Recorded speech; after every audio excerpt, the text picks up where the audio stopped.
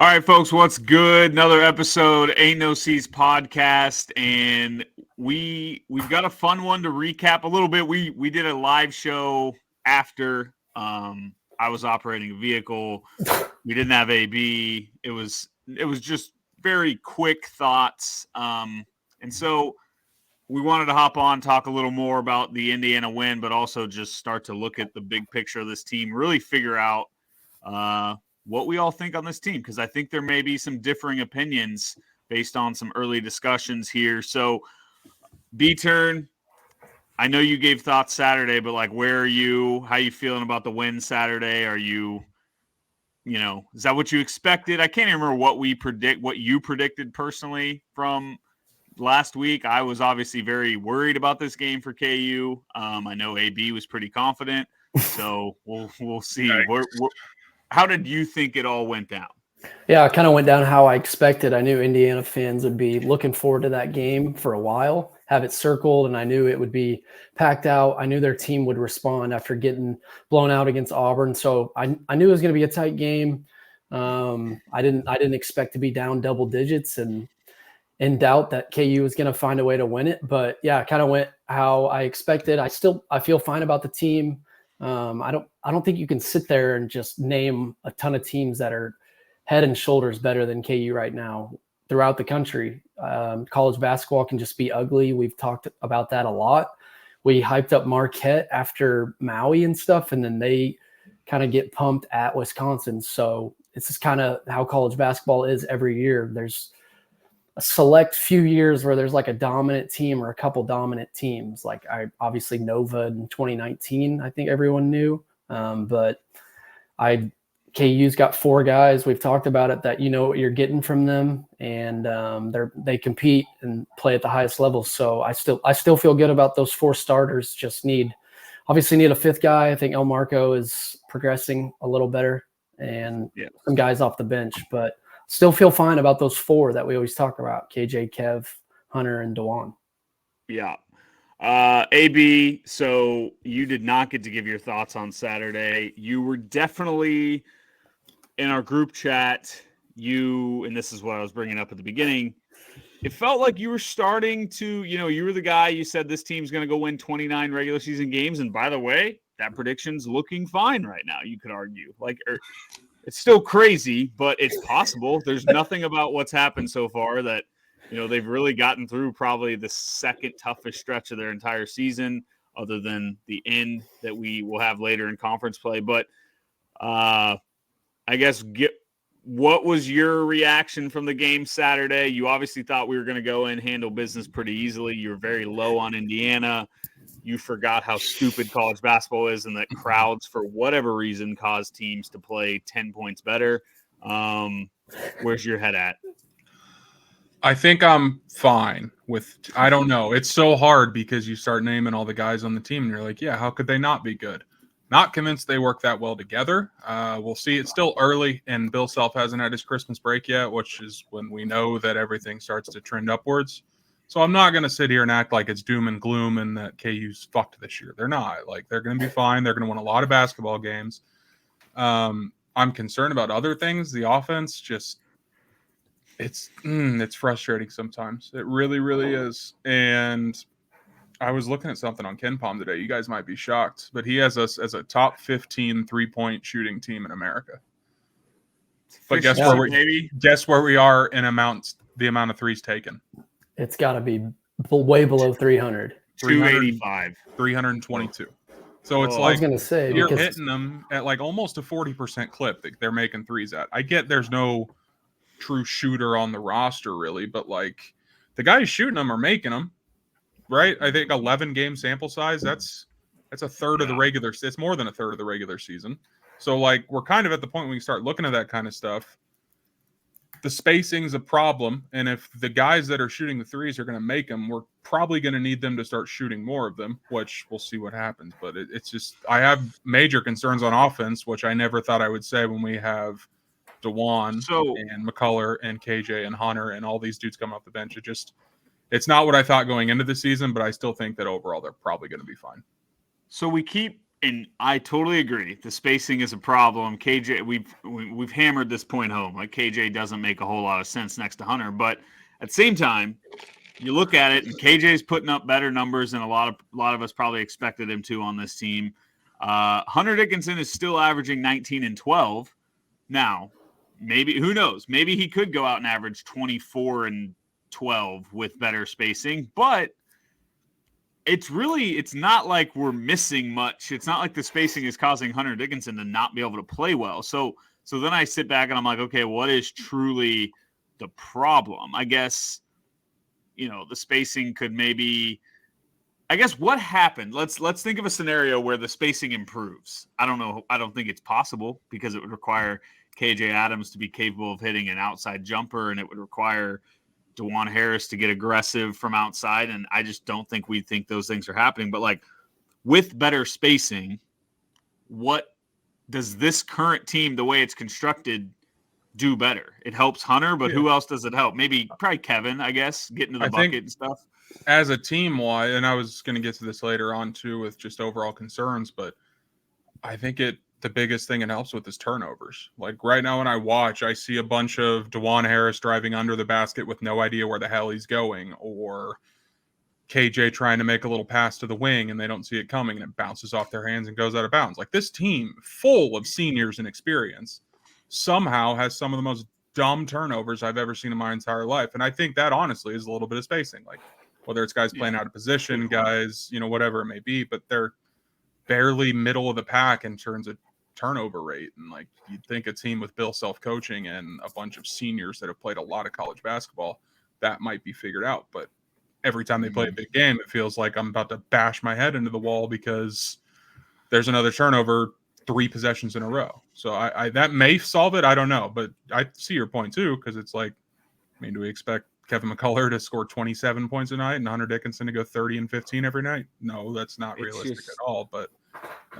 and it would make their lives easier. It'd probably better for the longevity of this team if Hunter Dickinson can go get 20 and 12 without maybe working as hard as he probably has to. And same with, Kevin works his ass off to score the points he does. So it would definitely improve. And I'm not saying it's not something we need to fix, but it was just something that hit my brain the other day. Like, well, what really would change that much? And I think it would make DeJuan a better, DeJuan's assist rate may go up. DeJuan may be better overall, but it's just, this is what I said with you, B-Turn. It's a weird team, but it is what it is. And there's been plenty of weird college basketball teams that make deep runs because the thing about it is they're going to stay in most games they play. It's going to be close. I think we can all agree that they're not going to get blown out in tons of games. So then you get down to the final 5 minutes of basketball games and it's close. And I would have a tough time. This team is not the best team in the country, but is there any other team you would take in the final 5 minutes of a basketball game over this team right now in college basketball? I think it's hard to confidently say. Obviously maybe just a really talented Arizona team, but I don't know. What do you think, B-Turn? No, yeah, it's early in the season, so there's still a ton of games to be played. I haven't watched a ton of college basketball, so it's hard for me to just think of a couple teams off the top of my head. But yeah, like you said, you got AB talked about the upperclassmen. I talked about the 4 guys that you can really trust, especially down the stretch that have played in these bigger games. A couple of these guys have won national titles. Hunter obviously has a ton of experience. Kevin with Tech and KU. So yeah, I trust those 4 down the stretch, especially there's been nights where we don't shoot it that well from the free throw line, but Kev, a guy that gets to the line more than anyone, is shooting it over 80%. I know he missed the front end at one point, but then he made the rest of his free throws on Saturdays. So yeah, I trust those guys down the stretch. Like, yeah, the turnovers are baffling sometimes. The one that KJ dropped was crazy. And yeah, DeJuan, he's averaging 2.6 turnovers a game, which he was 2.0 last year. So that's up a tick. But yeah, I trust them late in games because I can't really think of a game this year where they really crumbled down the stretch. Maybe I'm wrong. I know Marquette was just not close. But until they do that, but yeah, I wanted to touch on the 3-point shooting a little bit. And I have a trivia question for you guys, which I feel like this will kind of give it away a little bit, but who has attempted the second most threes on this Kansas team? Kevin's 1. Mm-hmm. Is it? I'm gonna say in between DeJuan and Johnny Furphy. I'm gonna say I think DeJuan's probably the right answer, but I'm gonna say Furphy. Could be Hunter too. Oh, It is Furphy. Furphy Yes. has attempted 30. No, Furphy has attempted 31. Timberlake's 26, third most attempts. He's shooting 13% from 3, isn't he? Is that what I read? Let's see here. Timberlake is 7 for 26, 27%. Okay. Wow. Yeah, the DeJuan thing. It's funny you guys said DeJuan. He attempted one more 3 than Elmarko Jackson this year. Does that not seem crazy? It does seem Doesn't wild. feel like he's shooting like Elmarko shoots many jumpers at all. I guess you kind of think about the Kentucky game with DeJuan, but yeah, not shooting threes too much. DeJuan's 11 for 24 from 3, 46%, and Hunter's 11 for 20 at 55. So it makes sense that our 3-point percentage is so far up, but that's because they're not attempting many. But God, it just feels like obviously basketball has transitioned into launching threes, and like UConn last year, you see them get hot with Jordan Hawkins and all those electric guards, and especially from deep. So that's what we've always said is the guard play thing. Where go ahead. I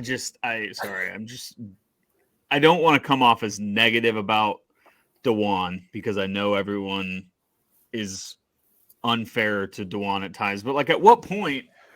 We're now 27-1 when DeJuan scores 10 plus points a game. 27-1. At what point does it become like a flat out?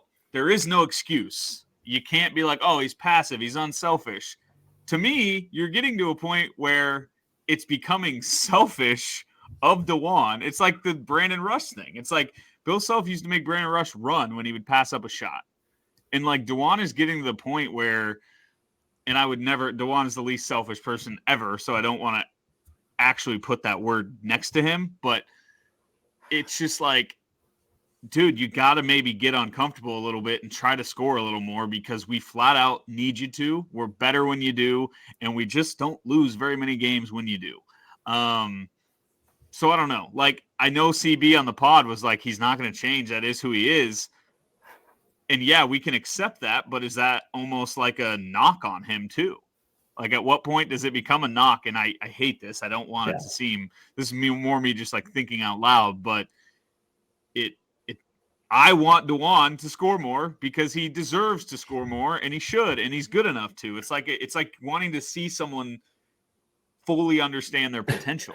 Well, and that's the crazy thing is the fans say it, but I think the coaching staff says it even more. They get on DeJuan to shoot it because they know he can. And I talked about it on Saturday, how if DeJuan catches it, I know he's a D1 college basketball player, but he gets left open all the time. We know that. We've seen that throughout his career. If he catches it in stride right in his chest, spot up, wide open jumper, I feel really good that he's going to knock it down. He's hit him in the big moments. I'll never forget Villanova when he wasn't shooting at all. He comes out against Villanova, hits 2 or 3 threes in that Final Four in 2022. So I feel really good when DeJuan takes set jumpers. And yeah, I think obviously March is about guard play. I know you have Kevin McCullough, who's more so a wing. So you need a lead guard that can take over. And DeJuan said it. He said he'll shoot when he needs to. I don't know how true that is. He did it against Kentucky, and he did it, but he didn't do it in Maui. So that was weird because they kind of pressured DeJuan. They put a lot of pressure on our ball handlers, and he didn't really try to take over. It was kind of just Kev taking the ball and penetrating. So I don't know. I was looking at his game logs from last year, and I'd have to go back, but there was a ton of games in Big 12 play where DeJuan was in double figures. So maybe he turns it up during Big 12 play. I don't know, but we need a guard that can go and a guard that can get a bucket whenever they want. And credit to DeJuan on Saturday. He did make some big shots. He bullied their point guard in the post, made a layup, made a couple tough floaters, and a couple wide open threes. So credit to him. But yeah, we feel confident when he shoots and he can score it. So we want him to shoot it more. The staff wants him to shoot it more too. Yeah. And I guess that's my, just how you finish that up where like DeJuan, he has delivered in most of our, when we've needed him to. Kentucky, Indiana. I guess UConn, he wasn't very good, but it goes back to my point to AB. It's like, yeah, we're not going to be pretty. We're not going to get there. But then you get to the final couple minutes of a basketball game, and that's where the majority of college basketball games feel like they're won, especially in March. So that's the one. If you're just looking for a way to convince yourselves that this team can win a national title and make a Final Four right now, and it's still way early to make any assumptions either way, but that's what has me excited, is that they're definitely not close to what they will be or what they can be, and they're still finding ways to win these close games against pretty good teams or tough environments, whatever you want to call it. AB. Mm-hmm. So you're an analytics guy. Yeah, I'm looking at Ken Palm right now. Can I say something really quick before we get back into KU? Yeah. I was looking at Ken Palm, and I'd seen this logo up at top for about a year now, and I just never clicked on it. Do you know Ken Palm has a different website called doubletakeout.com that ranks individual curling athletes in the world? No way. Swear to God, I'm looking at it right now. Shouts to Joel Retornaz from Italy. He's the number one curler in the world. What? That's what I'm saying. It's just like a completely different website where he uses analytics to rank curlers, like the Olympic thing. You know what I'm talking about? Can you imagine being Ken Palm's brain? Like the things that go on in that guy's head. I mean, yeah, we're not going to go to deep dive on how absurd it is what Ken Palm's figured out. Can I go on like a little deep dive about DeJuan last year in Big 12 play? It's quick. It's quick. Yeah, we go on a lot of DeJuan deep dives, but yeah. Go ahead. So 18 games, right? Conference play. Is it 18? Mm-hmm. Yep. Yeah. Double figures 13 times, which isn't. I mean, it seems kind of crazy for DeJuan, especially when you have Grady, Jalen, Kev. So he was like the fourth, fifth option. KJ. We lost 5 Big 12 games. Here's what he did in those 5 games: 3, 0, 2, 2, 5. Yeah. So 13 games he scored in double figures. The other 5 games he scored a combined 12 points.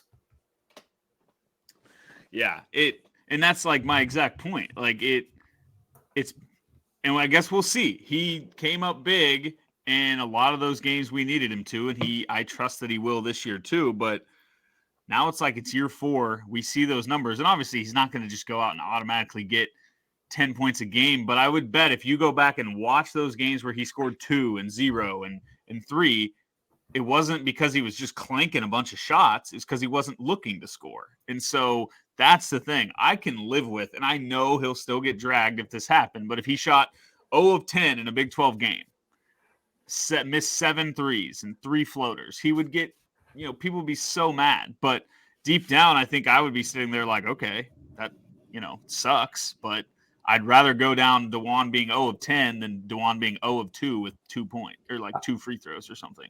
I actually have kind of a cool stat. So we're 27-1 when he scores double figures, or what is it? I think it's 27-1. Yeah. Do you know what the only loss is? Probably Arkansas. Yeah. So he's 27-0 under Bill Self as the head coach when scoring in double figures. Well, maybe not, because he probably had double figures in one of the Big 12 tournament games. But yeah, you're right. Okay. He's never lost. No losses under Bill. Yeah. Yeah. That's crazy. I mean, it is a wild stat, and I'm sure I would be curious to look up like other teams that have point guards, or they all have point guards, but like I'd be curious to see what other teams in the country, their records are when their point guards scored double digits. Like, is this just normal? What was our record when Tyshawn scored double digits? Probably not even close to this, because he did it a lot more. So it's a really weird stat. I just don't know how it compares to like other type situations similar. But at the end of the day, as you just laid out, the success of this team will fully depend on how good DeJuan can be, because the numbers prove it. So it's weird, but it is what it is. So every game he didn't score in double figures in Big 12 play, we lost. Yeah.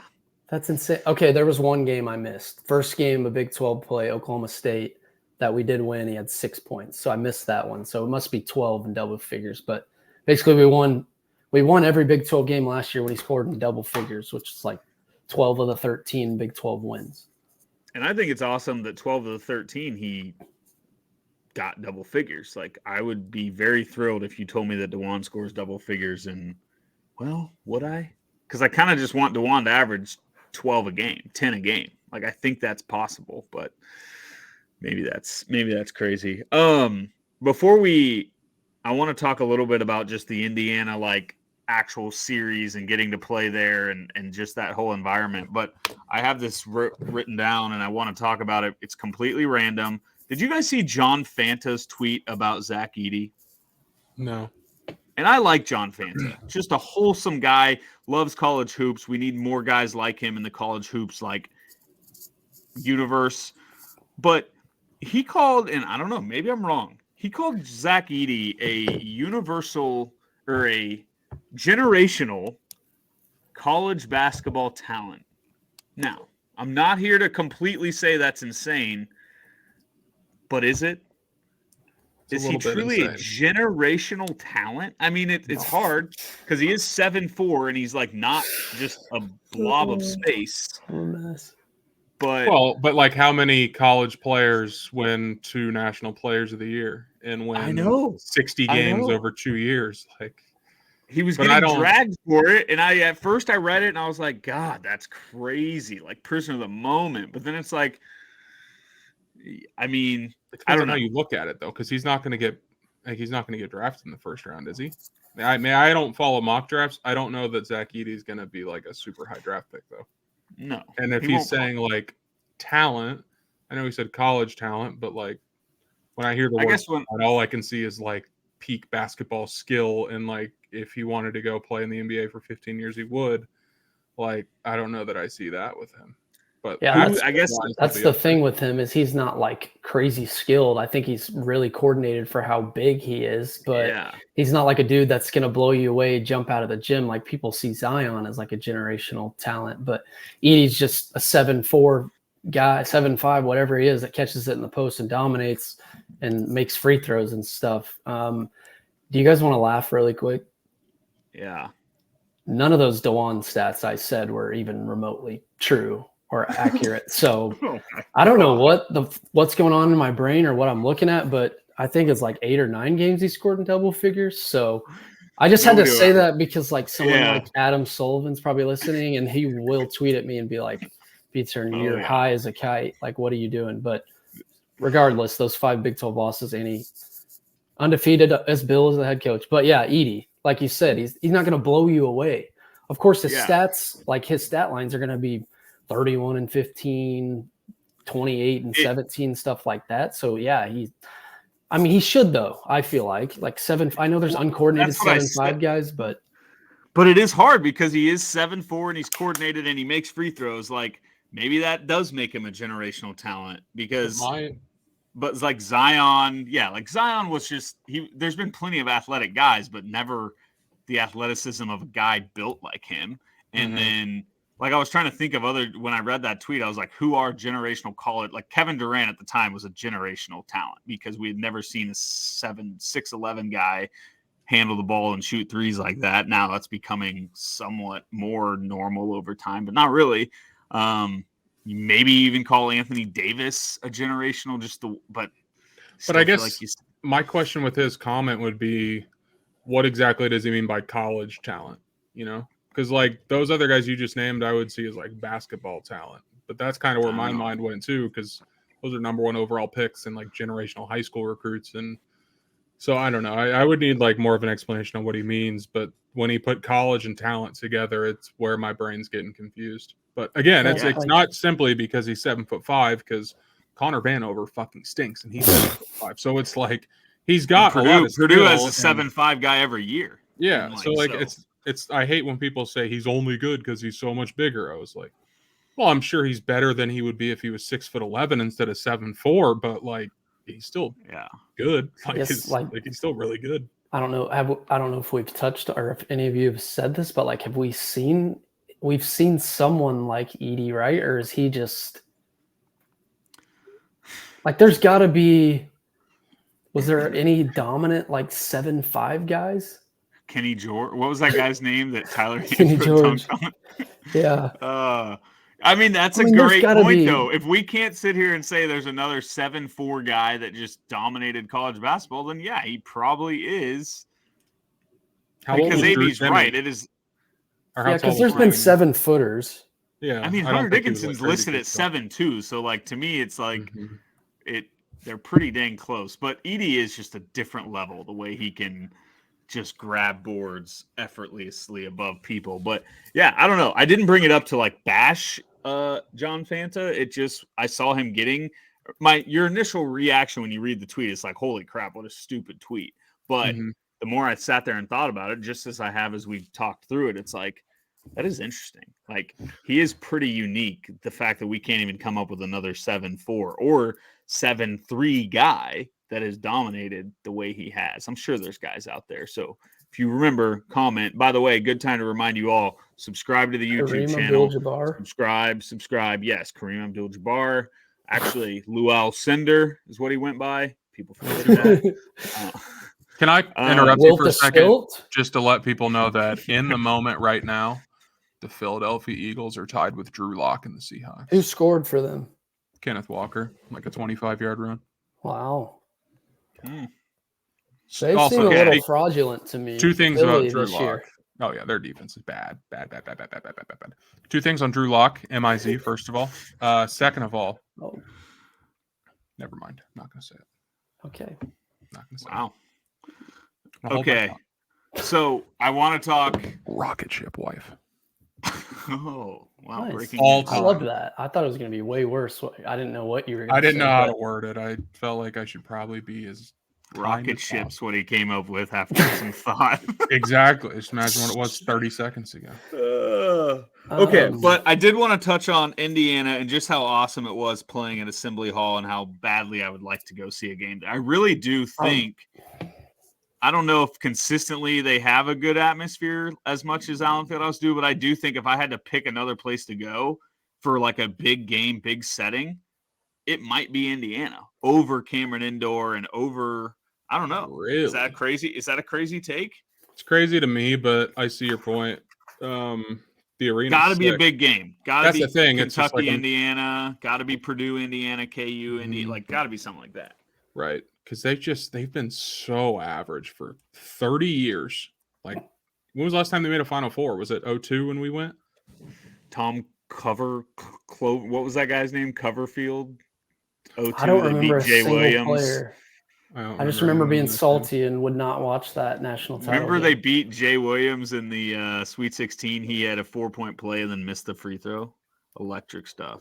No one remembers games quite like you, Coach. Yeah. Tom Coverdale was his name. Indiana point guard, 2002. Yeah, I have. 2002.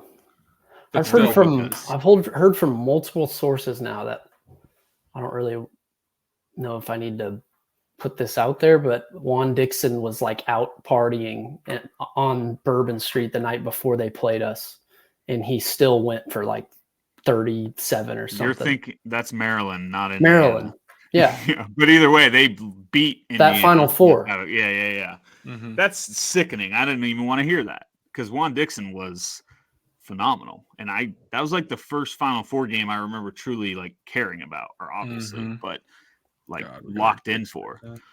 But it made me think, and I don't know, B-Turn, we were talking about this before the pod, before we hit record, we don't play that many fun non-conference road games. You've had the Pac-12 games. There used to be a Big 12 Pac-12 challenge, right? So is that where a lot of those came from? UCLA? It kind of looked like it. And we played a lot of them. There was, at Colorado. There was a really gross game at Cal, I remember, in 2011. We were just looking, I don't remember this game somehow, but they won at USC 53-47 or something the year they went to the title game against Kentucky. But yeah, so I guess a game that really sticks out to me is the Ohio State game. I thought that was really cool, CBS Was that a Sunday? Feels like it. No, I feel like it was early Saturday afternoon, but It was a Saturday. You Was could it? convince me. It was Yeah. it was still during NFL season, so we wouldn't have been on CBS on a Sunday then. True. Yeah. I want to say 11 a.m. Saturday game or noon. I was at Fazoli's working. But yeah, that's kind of when Macklemore. I mean, everyone had talked about how good he was before that freshman season, but that was kind of his coming out party. He caught that lob on an elite Bill Self out of bounds play, and then after there was those videos of him dancing in the locker room, and that was kind of the point where everyone was like, "Damn, this dude is unbelievable." I know he had been hooping, but that was kind of like the coming out party, and obviously he ended up being a lottery pick, but. Yeah, that game always sticks out to me for some reason because Benny Mack is always one of my favorites just because he was so electric. Like you don't see that many freshmen that good at KU. Yeah, and nobody's still to this day floated through the air quite like he did. Like the way he dunked, I don't know how to explain it. It was just different. People probably jumped higher, but he just looked more smooth. And the way his jumper was, it was just he was just a beautiful basketball player. Everything about his game, other than, wish he maybe could have dribbled a little better, but still electric basketball player. But yeah, I mean, that game is one that stands out. And then you've got all the Kentucky games, but those are games that are like forced through a challenge. Whereas like what I want to see that game Saturday, and I think Matt Norlander had a great tweet where it's like, you just look at the screen, you see KU's road blues, you see KU white, or Indiana white, you see the crowd and the red and the white, and it's like it just is appealing to the eye. You look down, you see Kansas, Indiana. That's what makes college basketball special. That's what's awesome to watch, and we need more games like that. So it's like, and I'm going to pose this question to both of you boys right now, and actually I want you to answer at the exact same time, and then we can talk about if they're different, if they're the same, but we get to schedule one home and home with a team we've never had a home and home with in like the last 15 in the Bill Self era. There's only one. Yeah, that's 3, 2, 1, go. Duke. That's what I was gonna say. We should do no Duke. Okay. Mm-hmm. Well, I've got a couple under the radar ones. Those are the two best buildings in like if you talk about the best atmospheres, it's Cameron and Allen. Already got that scheduled. Yeah, that's tough. We're on there next year, baby. Arizona's tough because they're coming to the Big 12. And we played UConn this year, so it's tough saying them, but I would love to go play there, especially a lot of their fans on social media were like, Bill Self would never come.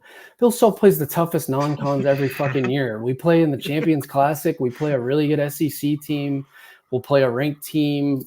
Like Bill, he does not care. Like every other year. We will win these games in November and December, and literally in the locker room after, he'll say, guys, this doesn't matter. But obviously be happy and celebrate, but this does not matter at the end of the day. Like he would gladly go there and get pumped. Another example, Villanova, we've had to play them in the Sixers arena. We lost by 100. We were undefeated. So yeah, UConn came to mind, and then UCLA. UCLA would be fun. I would love, as long as UCLA is like top of their game, because we've done that with UCLA before, and they just haven't been really good, except for remember the Mario Little foul at the end where he made free throws with no time on the clock? Well, because a lot of this, I was thinking, like, before we talked, could be, like, us as fans making trips. So, like, we could look at, like, one of the teams we play, like, going to their city, obviously LA or wherever the hell it is, go do drugs with Bill Walton or something out there. It's a dream. Gonzaga's got to be up there. Gonzaga is, like, my number one after Duke, really. Which was supposed to happen. Are they coming to the Big 12? Yeah. They were supposed to – that home and home was supposed to be starting this year. Yeah, COVID, I'm pretty positive. But I thought this was scheduled. It was supposed to start back in 2021, and I think COVID messed up the schedule, didn't it? I don't know. Something I feel like it just randomly disappeared. I thought it was even more recent than that. Like, I thought they were on this year's schedule, and then they got taken off. I've got another random one that none of you guys will be able to guess. Grand Canyon. I'd love to play at Grand Canyon University. I'm dead serious. Yeah. I don't know about the home and home because, like, they'd lose by 30 at Allen, but, like, with as much as they hype up their student section and the way it is, it just feels like a cool environment to play in. I don't know. Well, this is one we've done before. Michigan State, I'd be down to have it come back if Izzo could get that team playing at a competitive level. Get Matt Just Kleinman kidding. They're back. Get Matt Kleinman some real run in that game again. Yeah, who they beat this weekend? The old Baylor Bears, culture of joy. Smacked them, right? Killed them. It's like 45-10 at half. Yeah, is there any others that pop up? I literally went through Ken Palm teams and went through them. Duke, obviously. I mean, Bama. It's nothing. That's not sexy, Michigan, but we if like they those. stayed. We've done a Michigan home and home before, which has been fun. We won an overtime game in 2010. Michigan just doesn't excite me from a basketball standpoint. I don't know what it is. But they played in 2 of the last 10 national title games. So they are still a big brand. But yeah, I mean, I'm definitely not – you're not going to see the type of atmosphere you saw even for UConn. Not at the Chrysler Arena. What about God, I just had their name. Where'd they go? Oh, they're not good. What about Butler? Seeing KU at Hinkle? That'd be cool. See, yeah, we need some out-of-the-box ones like that where it's a good atmosphere. And Grand Canyon would be fun, yeah. That would be great. I mean, Utah State, they started the I Believe chant. There's definitely some Pac-12 schools that we've already done, but yeah, UCLA, USC, Arizona would be probably my answer, but we've done that, and they're coming to the Big 12. Obvious answer is Duke, but I don't know who an obvious second would be. Yeah, I mean, I forget. So UNC, we have 100. That's set. It starts next year. They're coming to Allen Fieldhouse. You've absolutely tweeted about this. I know I have. I knew it was happening for some reason. I guess it's 2025 next year, basically. I keep forgetting that time just flies by. November 8th, 2024 and November 14th, 2025. Next year's at Allen, the year after is at UNC. So it's literally the first game of the year. Dude, we got to my God. Fuck yeah. I got to start blocking for that. You know those games where it's you have to plan your entire life around? I was in work meetings last year being okay, December 8th, can't do it. Missouri's coming to Allen Fieldhouse. We're talking about events in a year. And I'm can't do it. Missouri. That's how UNC is going to be. It's oh, they got a wedding. Won't be there. Sorry. If it means UNC. Anything, it does help that it's on a Friday night, like the UConn game this year. I love that. I love it. And it could be opening game of the season. I bet we'd play a game on that Tuesday against Eastern Washington or some shit. But it'll be the. I mean, now that you've said this, I totally remember it. Yeah. Wow. It's the Friday before champions. So yeah, it'll be a nice 5-day stretch when we get Carolina and would it be Duke? Carolina, Duke, and then are we playing UConn again on a neutral floor? Or is that just a one-time thing? Because their fans kept being oh, Bill Self's not going to come play at our stadium or arena. He's going to want to play it wherever they play in, I don't know, bigger places sometimes, I think. Yeah. So, but yeah, Duke's the obvious one. I think it could happen. Shire played Arizona this year, but I don't know. We'll see. It makes no sense for it not to happen. It's crazy.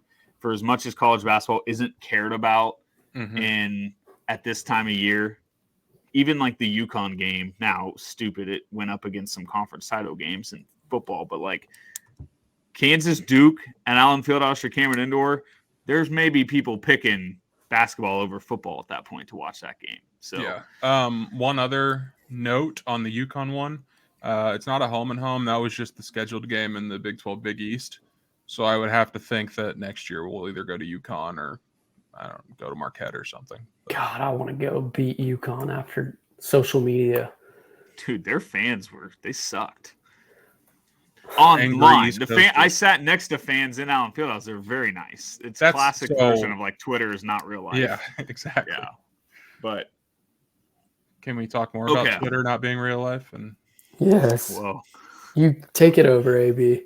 Do you want to get to K-State stuff now? Yeah, let's do it. There's a few things that we just need to talk about that school. And we can go as far back as them laughing at Kodal-Nicki leaving for another job, and then 48 hours later, Colin Klein leaving for another job, or how they started rumors about a certain quarterback that plays at KU going to play football and transfer at USC because of a transfer bag, and then their starting quarterback transfers and goes to USC.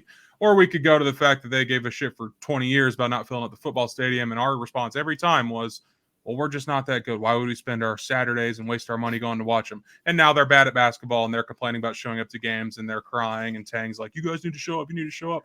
And it's like everything they say, it turns back on their heads and their program is folding. Basketball, football, Tang's going to be gone in 3 months. Like Kleiman might be gone in 10 months when Ferentz leaves Iowa. Like it's just so insane to me. Their fan base, the things that they say, the things that they live and die on, all-time history. You know what I saw a lot of on Sunday? All-time history of Nebraska basketball. Okay, no tournament wins. No tournament wins. But if anyone brings up history when it's negative towards K-State, whoa, what about last year? What about the most recent game? How about this last run that we've been on? Okay, well, great. You weren't even alive for those stats. Yeah, exactly. Yeah. So it's genuinely insane to me how hypocritical and how much they move the goalposts and all the shit that they say. And then if we say anything back to them, they're just like, why are you guys so obsessed with us? When in reality, they're the ones where if something happens, I'm going to get a little serious here for a second. KU had a player that had to leave the program because of legal issues. Rightfully so. You know what I saw a lot of on Twitter.com? K-State fan accounts. They're not even like, oh, this is the right thing. They tweet a link to that like, oh, of fucking course KU has criminals on their team. They don't give a fuck about the victim. They don't care about what the fuck happened. All they care about is that guy was supposed to wear Kansas across his chest. They don't give a shit. So they harp on us for years. Oh, dirty program. And of course, Bill Self recruits guys like that, this and that. They get a guy in legal trouble and the president steps in. Apparently, that's what they've wanted all this time. If you get in legal trouble, you're kicked off the team. You should have the right to play or your fucking whole school's trash. President does just that. Guess what they do? January 6th all over again. They storm the president's house and make it this fucking huge deal because Naquan Tomlin can't play basketball at K-State anymore. And it's hilarious. It's funny to watch. I'm not even like trying to defend their president right now because he's cowering away like a little pussy like that whole school is where, oh, don't scream fuck KU, but we're gonna go with Sandstorm because it just gets the crowd pumped. But in 3 hours, we're gonna put out a statement saying, "Oh, we don't stand for the chants coming out of our student section." And then this guy goes to the game yesterday. Has to sit his ass next to the athletic director. And apparently, I saw this. I'm actually with K-State fans on this one. You can't have every single game say, "Welcome to this Kansas State basketball game," and everyone's welcomed by President Linton and all this. And then the first game back from all this drama going down, you sit in front row by the AD and you don't even have that be called. You're just cowering away from the attention. And I get it. I wouldn't want to be booed either at my own school. But at the end of the day, it's just beautiful. I'm going to wrap up here. Beautiful to see all those people, just everything that they say to us just gets spun right back on them. It's the most ironic and poetic thing I've ever seen. And I can't go another episode without calling it out because it's funny and we live for stuff like this. And if this is going to be a rivalry, there's going to be shit talk back and forth. And I feel like we have the upper ground right now. So I'm going to go in on it. I don't know how to describe it. Like, when someone's hot and you say things like, oh, they're on a heater, like K-State's on the complete opposite of whatever a heater is. Like you laid it all out, the Klein stuff right after Kotelnicki, the Tomlin stuff, like the Nebraska loss. It's an utter disaster what's happening there. And the thing that's crazy, and I'm just looking at this from not even like me disliking and laughing at K-State. Do you know how hard? I mean, they have a pretty solid setup right now with Gene Taylor, who's made 2 really good hires. Kleiman's good coach, clearly. Tang's awesome. We all know that.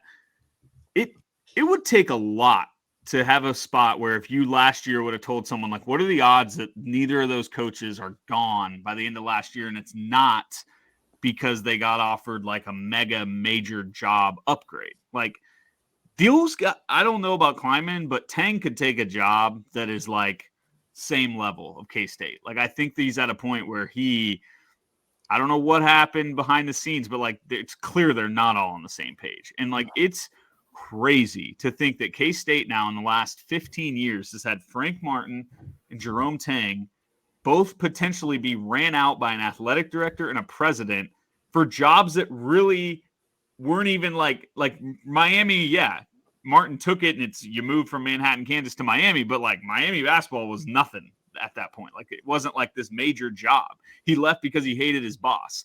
And that's what you're going to see with Tang, I think. There's nothing about his answer the other day. So like, it is just even if it wasn't K-State, This could be another program. It's crazy to think that that's happened twice now in a 15-year span to a school that, I don't know, coincidences are a thing, but maybe it's something about, I don't know. It's wild, and it is funny, but Very funny. it's crazy. Yeah. No, Beats They scored 12 points in the second half. We can't let that slip away too. 12 points.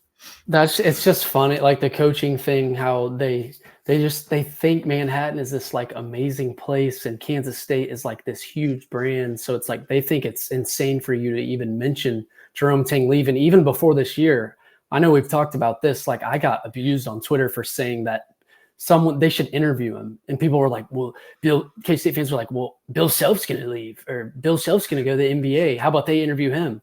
Okay, one of the best coaches in the country at maybe the best college basketball program in the country. Like, yeah, that makes a lot of sense. So, and then the quarterback thing is so funny to me because God, it's perfect. you mentioned the Will Howard thing, and of course they immediately say, "Well, we knew that was coming," which is true.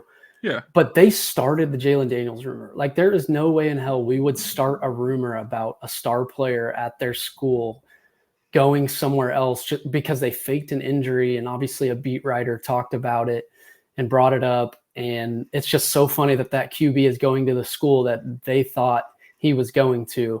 And then they cracked their jokes about Koto Nicky, KU screwed. And then a guy that almost won the Heisman at Kansas State leaves a couple hours later to go to Texas A&M, which is a huge brand. I don't blame either OC, but it is so funny how delusional that fan base is. Like they think they win all these national titles and they do all this and they do all that. And what's the biggest win in Kansas State athletics program history? Is it I love this question, Brady. Oklahoma in 2003?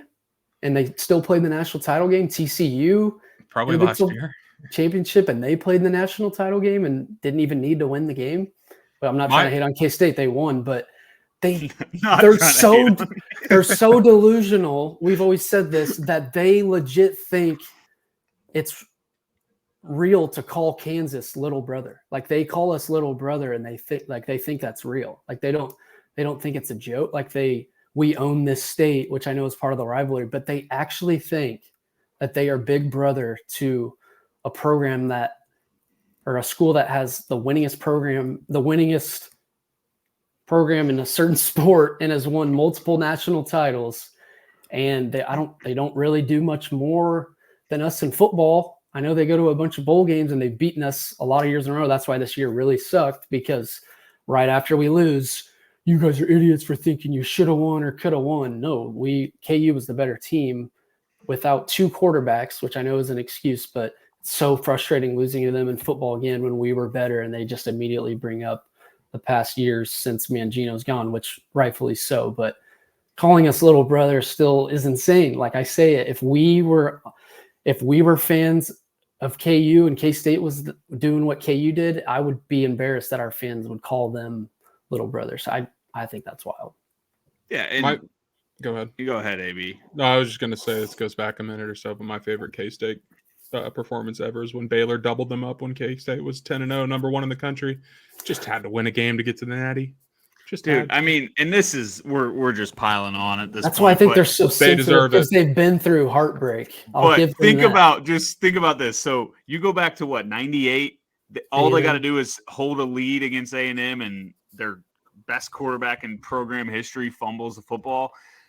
You think back to 2009 in college basketball, they make an Elite Eight. All they got to do in 2010. Yeah, 2010. All they got to do is beat Butler. Obviously, Butler's a good NCAA tournament team, but like you beat Butler, you make a Final Four. 2 years later, as AB laid out, you beat Baylor, you're going to a national title game. You are going. There wasn't a Big 12 title game back then. And they probably win.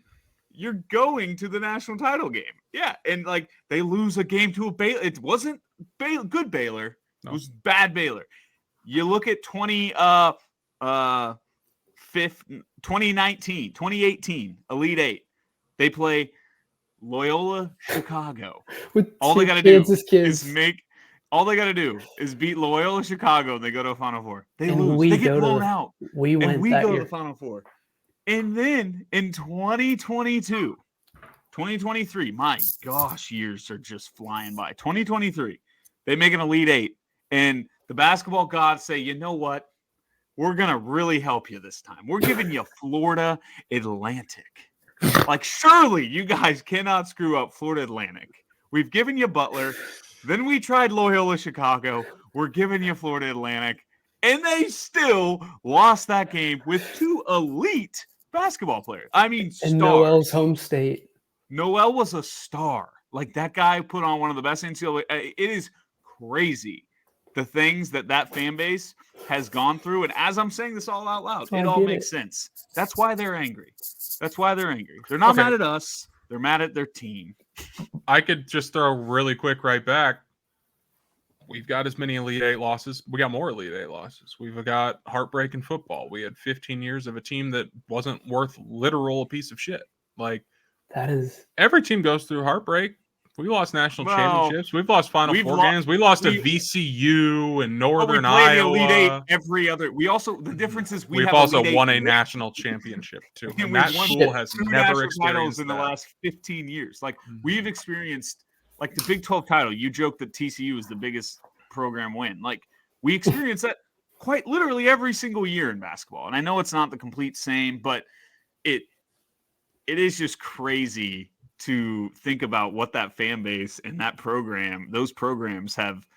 I mean, that thing I just ran through, the Butler, Florida Atlantic, it's crazy. And that's then the Baylor.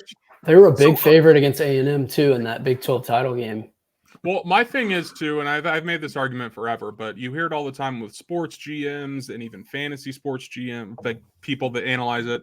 Everyone always says when there's a proposed trade mocked up or a mock, NBA trade machine and all this, the number one rule of that is if you get the best player, you win the deal. Like, always go for the best player in the deal because that always ends up, working out.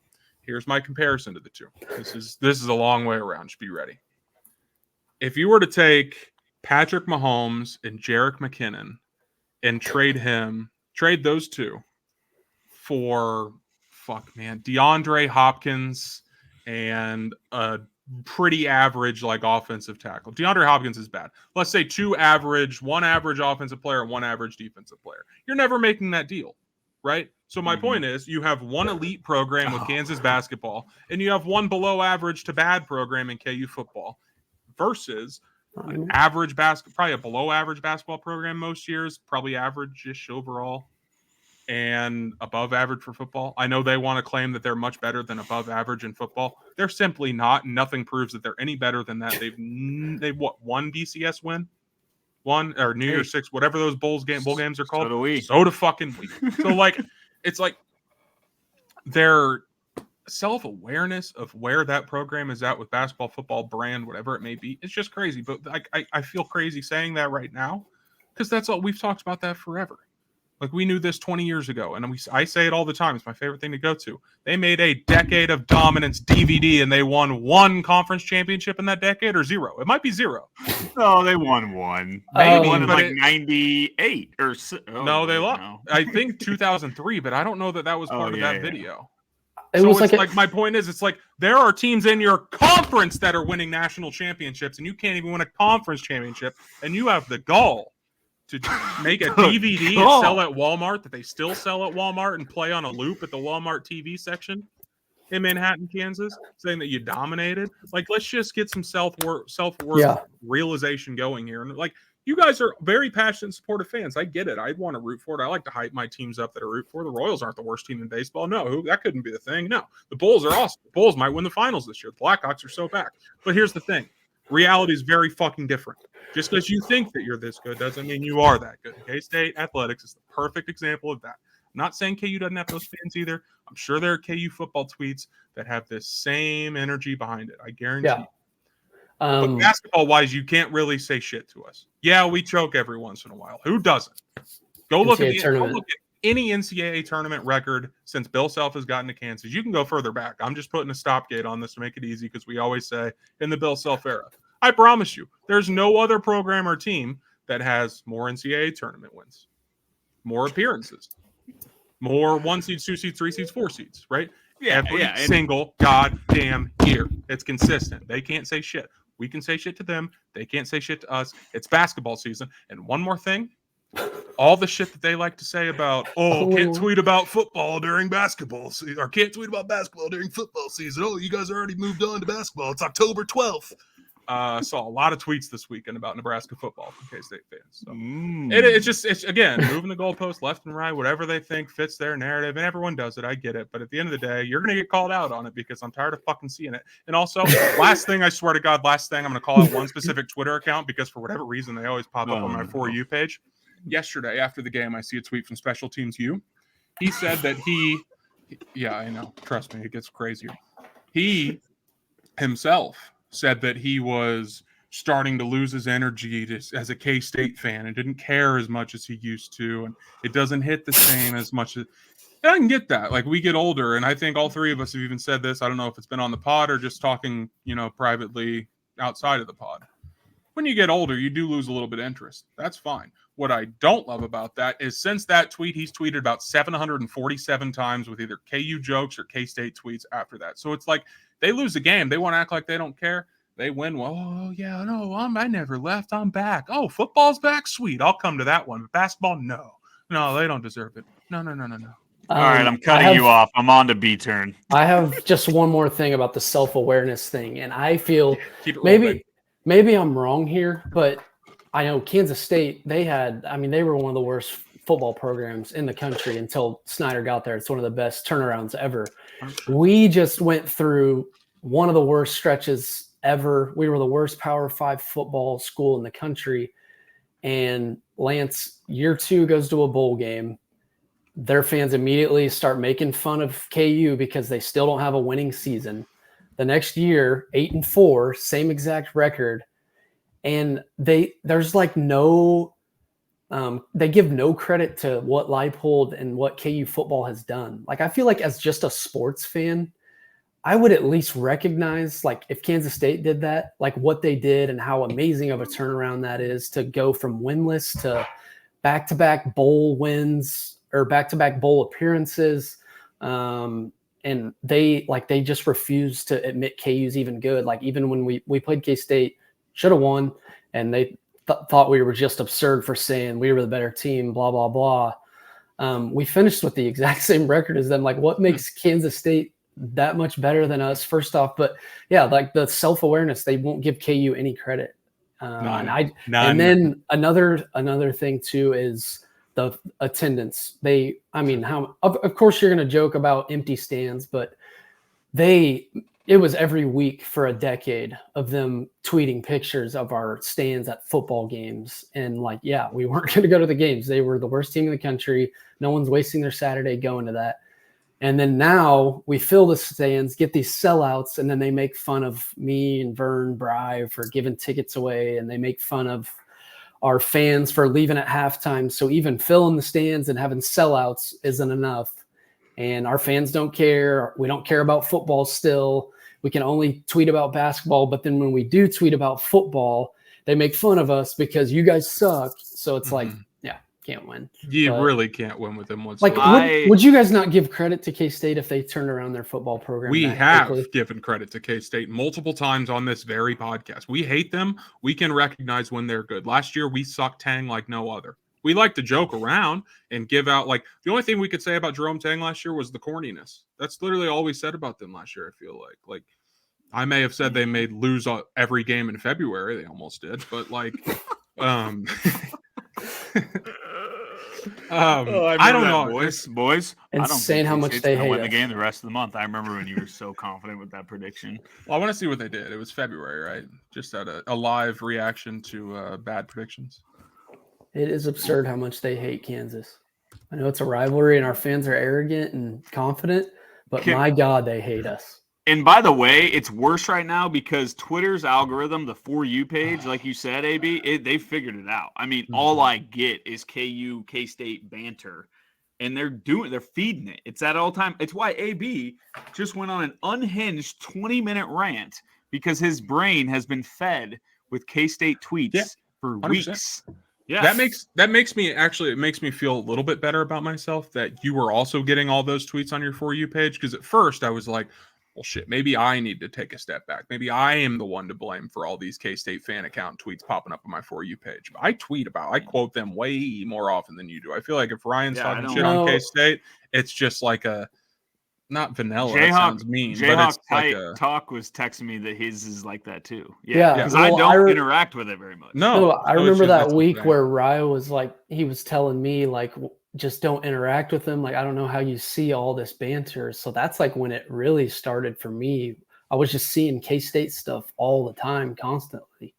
Yeah, Twitter, I mean, it's just like the news. It's why everything you read on the news is negative, and it's like why everything's so divisive. And the Twitter algorithm, I mean, that's what drives engagement. That's what gets AB to tweet. AB hardly ever tweets, but a K-State fan tweets something funny or that he thinks is stupid, AB is going to get involved. Like in divisiveness, anger, dumb people arguing with passionate fans, like it's just a perfect combination for all-time engagement. And I'll tell you this, Twitter was dead. It felt dead a few months ago. Like I was like, this sucks. It's so back, and it's bad that it took this type of stuff, but like it's horrible. It's bad for our brains, but boy, is Twitter back in a big way with all this stuff. But I just want to lay out one last thing. Well, it doesn't have to be. If AB wants to rant 30 more minutes, he can. But we'll see what comes. Imagine. So you said the thing about like KU's had heartbreak. KU's done this. Imagine if KU basketball, we've been fans our whole life. And imagine if we've played 3 Elite Eights and they were VCU, Oregon, and UC. I don't even know. Like, what's a bad Elite Eight loss we've had in the last 20 years? Villanova, 2016. Yeah, that's a good one. So, like, imagine games where we were the clear favorite. VCU, Villanova, and the other one I said that I just forgot. Oregon. Imagine. Like, imagine if that's all we had. That is all we had. We played in those 3 Elite Eight games. We lost them all. That is how their basketball program, that is what their fan base has gone through the last 20 years. So maybe it is okay they're angry. I'd be angry too. I would be mean too. So, but it's their fault. Like that's my thing with this, guys. Like, again, I feel like AB needs to see a therapist when it comes to Kansas State fans. But if you objectively look at their football and basketball season by season records, accomplishments, tournament, where they go in the tournament, first of all, I will say this: K-State's a basketball school, not a football school. We'll get back to this later because I've been on this for a long time. Not later today. I mean, like later in the following years, because this has been something I've been saying for a decade. Their basketball program has done a lot more than their football program in the last 15 years. They just have like 3 Elite Eights. Tell me how many times KU football or K-State football has finished in the top 8, or won a bowl game. So that's my point though. It's like they are setting themselves up for failure because they view their football program like their KU basketball level, and they view their basketball program like their KU basketball level, and they just fucking aren't. They're not, and they're never going to be. And that's not a problem, because if they took one step back on expectations, they'd be the happiest fan base in the world. Because every year in football, they're going 8-4, 9-3. Every decade, you're going to win a conference championship. I would sign up for that in a heartbeat. We give it shit all the time. I would sign up for that in 1 second if that's what you told me KU football would do in the next 10 years. Win a conference championship, go to a bowl game 9 out of 10 years, like be ranked every year pretty much. Like, that's a good program. The problem is they think that they should be going for national championships. They just won't. Same thing with basketball. It's Kansas State basketball. This guy. I don't care. I'm over this. We've gone 25 minutes. I can't do it anymore. I know. One more thing. It's expectations that kill them. They are doing it to themselves. If they had regular expectations for what their program proves to them year after year after year, what they are, they would be much happier people. One more thing. I think you guys are going to like this. Can you imagine? Actually, I'm going to say, why couldn't we be alive in 1988? Oh, my God. When we beat them. If Twitter was alive, holy shit. In the Elite Eight and then win a national title. Like, to beat them is cool, but then take it to the next level and actually win a title in Kansas City. Like, and they beat us once or twice that year. I forget, but oh yeah, swept us, I think. Yeah, and we were, oh my God, can you imagine Anthony if social media was a thing, or just AB at the game?